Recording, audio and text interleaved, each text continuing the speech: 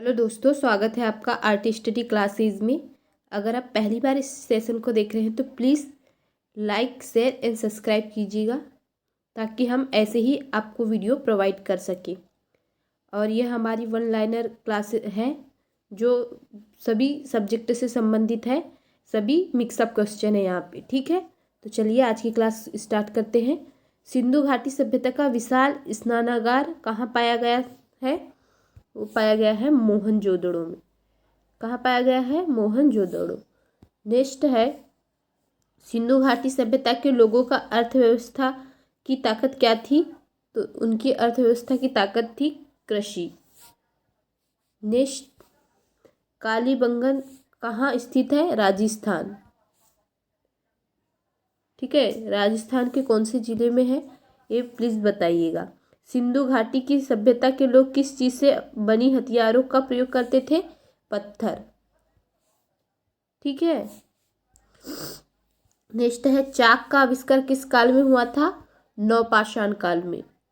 ये छोटे छोटे क्वेश्चन दिख रहे हैं लेकिन यह इंपॉर्टेंट है। सिंधु घाटी सभ्यता का सबसे अधिक पूर्वी पुरास्थल कौन सा था? आलमगीरपुर, मेरठ, उत्तर प्रदेश में है। यह सबसे पुरास्थल स्थल है। ठीक है, पूर्वी पुरास्थल स्थल।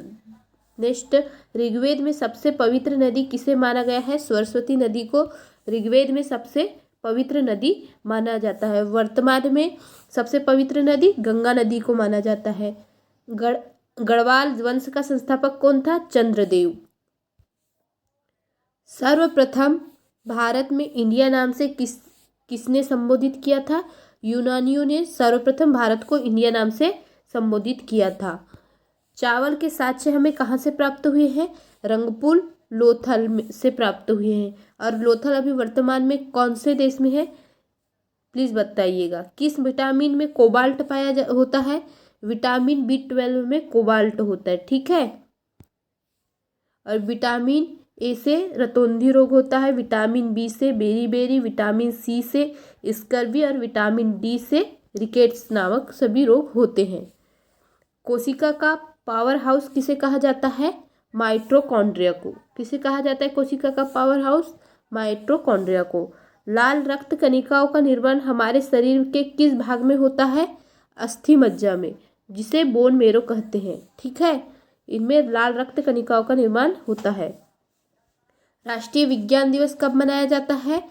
यह 28 फरवरी को मनाया जाता है। ब्लड प्रेशर मापने के लिए किस यंत्र का प्रयोग किया जाता है? स्फिग्मोनैनोमीटर। ठीक है, स्फिग्मोनैनोमीटर। नेक्स्ट है, भक्ति आंदोलन को दक्षिणी भारत से लाकर उत्तर भारत तक प्रसारित करने वाले कौन थे? वो थे हमारे रामानंद जी।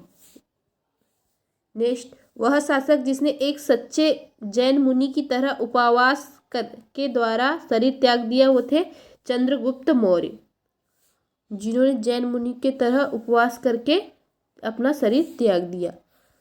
चैतन्य महाप्रभु किस संप्रदाय से जुड़े हुए थे? तो हमारे गौड़ीय संप्रदाय से जुड़े हुए थे चैतन्य महाप्रभु। पुष्टि मार्ग के दर्शन की स्थापना किसने की थी? वल्लभाचार्य ने।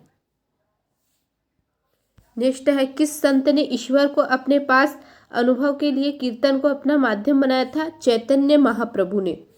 ठीक है, यह हमारे सभी वन लाइनर है, तो प्लीज़ इसे अधिक से अधिक लोगों तक पहुंचाइए ताकि कम समय में आपकी अधिक तैयारी हो सके। अद्वैतवाद के सिद्धांत का प्रतिपादन किसने किया था? शंकराचार्य ने। शंकराचार्य द्वारा अद्वैतवाद का सिद्धांत का प्रतिपादन हुआ था। भक्ति आंदोलन के दौरान असम में भक्ति आंदोलन को किसने चलाया था? शंकर देव ने। गुरु नानक का धर्मोपदेश क्या था? मानव बंधुत्व। क्या था? मानव बंधुत्व, आपस में बंधुता बनाए रखे। किस भाषा को लोकप्रिय बनाने के लिए चंडीदास ने योगदान दिया था? बंगाली। रामानुज के अनुयायी को क्या कहा जाता है? वैष्णव। नेक्स्ट है हमारा, बीजक के रचयिता कौन थे? कबीरदास। महात्मा बुद्ध व मीराबाई के जीवन दर्शन में कौन सी मुख्य विशेषता समान थी? संसार का दुख पूर्ण होना। प्रसिद्ध भक्ति रस कवित्री मीराबाई किसकी पत्नी थी? राजकुमार भोजराज की पत्नी थी। ठीक है, सभी मिक्सअप क्वेश्चन है, यहाँ साइंस के, हिंदी के और हिस्ट्री के क्वेश्चन है।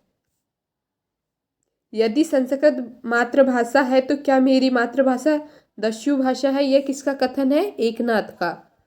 किसका कथन है? एकनाथ जी का। भक्त तुकाराम किस मुगल सम्राट के समकालीन थे? जहांगीर के। इनके समय ही भक्त तुकाराम का जन्म हुआ था। पृथ्वीराज रासो के रचयिता कौन है? चंद्रवर दाई। कौन है? चंद्रवर दाई। नेक्स्ट है, सांख्य दर्शन के प्रवर्तक कौन थे? कपिल मुनि।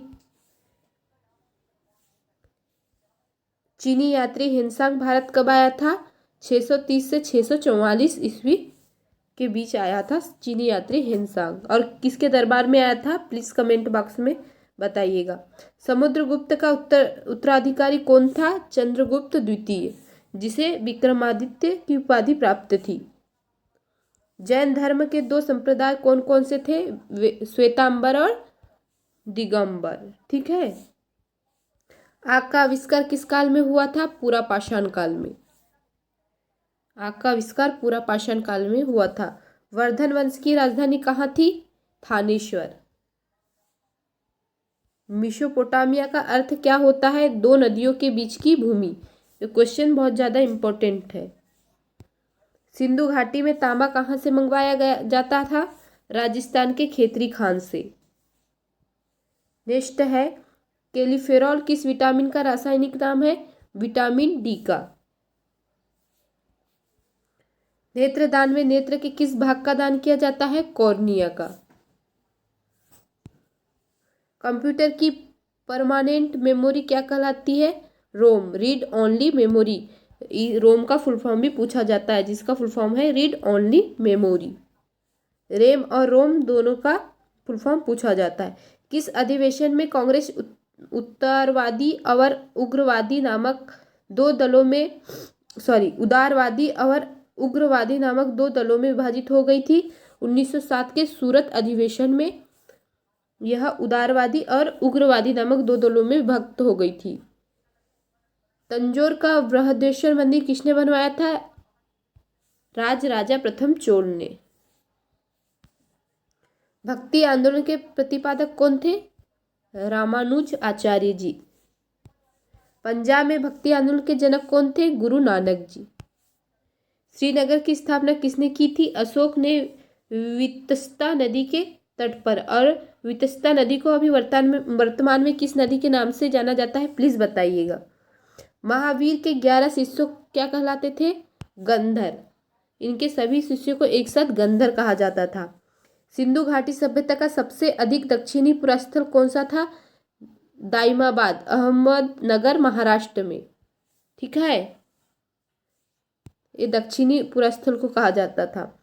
होयसाल वंश की राजधानी कहाँ थी? द्वार